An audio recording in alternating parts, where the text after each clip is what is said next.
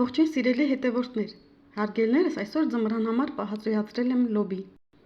Պահածոյացրել եմ այնպես, ինչպես որ պահածոյացնում եմ մայրս արդեն 40 տարի։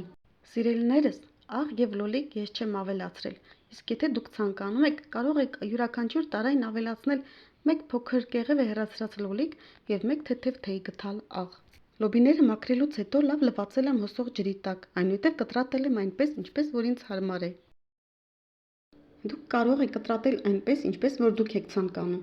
Կտրատել վերջացնելուց հետո լցրել եմ 500 գրամանոց տարաների մեջ։ Յուրաքանչյուր 500 գրամանոց տարայի համար ինձ անհրաժեշտ է եղել 300 գրամ լոբի եւ 200 գրամ ջուր։ Թե տարաների եւ թե կաթսայի մեջ լցրել եմ ծորակից սառը ջուր, այնուհետև տարաները դասավորել եմ կաթսայի մեջ եւ դրել գազօջախին։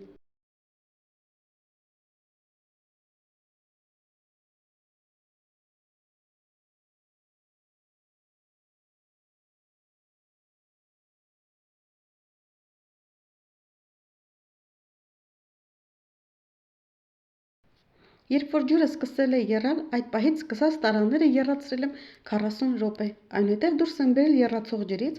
պահածոյացրել, ծածկել տաք սրբիչներով եւ թողել այնքան ժամանակ, մինչեւ որ հովանան։